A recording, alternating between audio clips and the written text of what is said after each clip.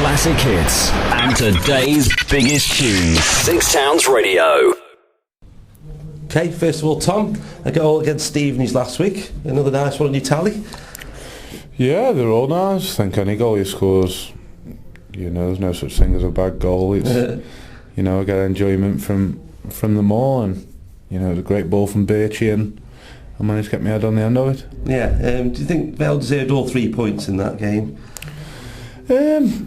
I thought we did. The only threat they had was the set pieces. I think 8 of the 11 players were 6 foot plus, and apart from me and Robbo, that maybe Duss, Joe Davies, who's probably 6 foot, was marking Charles, who's 6'3", 6 foot, and they're all built like brick outhouses. So that was always going, and especially the way we've been defending set pieces, it was always going to be a set piece that, if anything, that had cost us, and so it proved. But I think on the whole and course of the game that we probably did deserve the 3 points. Yeah, is that something you've been working on against set pieces?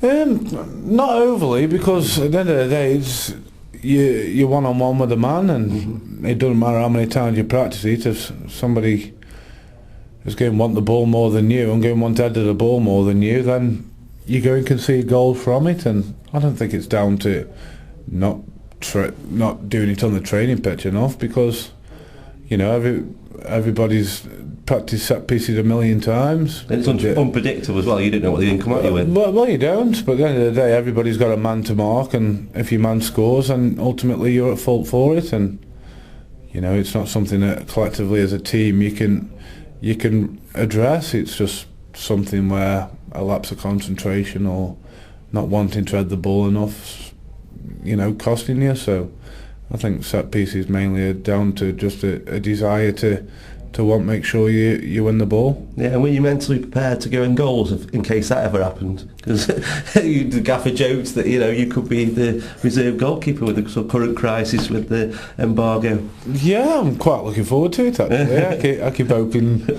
Sam's going to pull his hamstring or something, but no, it's one of them. Sam's doing great. This is big chance to go in goal. Really, he's had a little spell in the season, and Neely's come back in, and now he's out till the end of the season. So, as much as I wouldn't mind a 10-minute cameo goal, Sam's got to try and showcase what he's got as well, and it's a good chance for him between now and the end of the season to have a decent run of games. I remember it happened in the 80s with Andy Jones against Rotherham. The keeper was injured. I think it might have been Grew, and he had to go between the sticks, and he kept a clean sheet for the rest of the game. Let's talk about the rearranged game, Crawley at home on Tuesday. Vale getting a well-deserved 3 points there. Good goal from Loft and a cracker from Billy Knott. I don't know if it's well-deserved. We didn't play great at all, but I think Billy's goal certainly sparked us into life second half, and the keeper's got to be doing better with Lofties. I'm sure everybody admit that. He's got a good strike on him, and we got ourselves in front. But I think on the whole we probably didn't deserve to win the game. Crawley, up until the sending off, we're more than worthy of at least a point, and I'm sure they'll be disappointed to go home with nothing. But at the end of the day, football's about grinding out results, and that's certainly something that we did on Tuesday. I meant deserved by putting your goals away. You've got to put them away to win the game, of course, and Knott was a bit of a screamer. Obviously it adds a bit to his confidence, because he's brought something definitely to the team.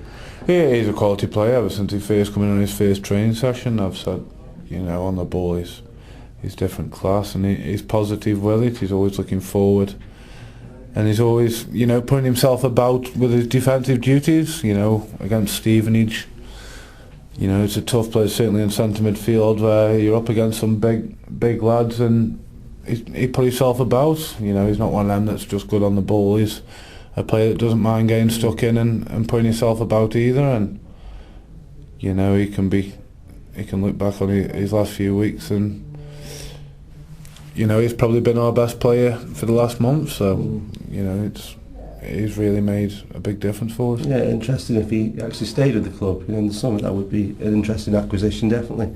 Well, obviously, there's a lot of ifs and buts, I think, that are going on surrounding the club. But I'm sure the gaffer will tell you that he's one of them players that he wouldn't mind staying next year, you know, but I'm sure he'll have a lot of clubs fighting for him as well, so, you know, hopefully the gaffer can use his charm if he's got any to try and persuade him. Well, even if he threatens him, game in headlock or something, I don't know, but he needs to try and keep him, because, you know, I think he's got a great future. Yeah, I talked to some fans this week, you know, had a bit of a laugh at this. Vale are 10th at the moment, 7 points off Peterborough. I think they won last night, Colchester, didn't they? So, while it's mathematically possible, Vale are with a playoff chance. You're playing Walsall Saturday, and K-Dons are coming up, another 2 scalps you could possibly take. Is there something in your mindset or something you don't really think about? We don't really think about it. You know, all we know is we've got 6 winnable games coming up that we're going to do our best to win. Obviously, we've still got Peterborough last game of the season and Rotherham. You know, we've got some real tough games coming up. You know, you never know in football, but, you know, my personal feeling is the month or so ago where, you know, the Crew, the Swindon 2-0 up and losing the game, you know, it's probably left us a bit short. We just had a bad spell in 4 or 5 games where we didn't pick up the points that we should have done, and I think, you know, even if we'd have turned a couple of them defeats into wins, we'd have really been in the mix. You know, Shrewsbury away is another one where a 0-0 draw where, you know, we certainly could have got 3 points out of. Yeah, but realistic fans, you know, they're happy with a mid-table position, first time in League One. Vale didn't go up as champions of League Two, you know, so you've got to look at where they are and how far they've come and see that as a positive thing. So you're not going to please everyone, you know that. People, if you were second, people would known that you're not top. You know, people would always have a go about something, you know that. But you know, as a Vale fan yourself, if you look at the club situation, it's a happy place to be. I mean, it is. You're not going to win every game. You know, it's annoying me with the fans that keep moaning about the way we've been playing, but you know, you have to play to your strengths, and you know, if we stood there and played like, you know, Wolves, or we'd come unstuck, because you know, we haven't got the play to play out at the back and put all these passes together. You know, you've got to have players that are willing to have the ball at the back and play into midfield and out the other side, and you know, I don't think we're good enough to do that. And you know, you look at all these great clubs, you know, your Barcelonas, your Germanys, your Spains, your Arsenals that play out. You know, we can't play like that. We get our results by getting it into the forwards, getting the balls wide, and sticking it in the box. And you know, if fans are still moaning about the way we play, then you know, what chance have you got? It's something that got us promoted last year and got us in the top 10 this year in the league above. And you know, if it's getting you results, you know, it's not just a lump ball. You know, I'm not talking about that. Although there is times this year where it probably has been a bit frustrating, certainly for me, where we're just lumping balls. But you know, on the whole, we've actually got a game plan and what we want to do. So what we train, you know, it's what the gaffer asks of us before games is to clip balls into me and back into midfield and get it out wide and get balls in the box. And you know, if that, like I say, if that's getting us a top 10 finish this year, if we can add maybe a couple of additions in the summer, then who knows where it can go next year. But the fans that are still getting frustrated with the way we're playing, you know, I don't know, the mind boggles sometimes. But you know, like you say, you can't please everyone. Cheers, Tom.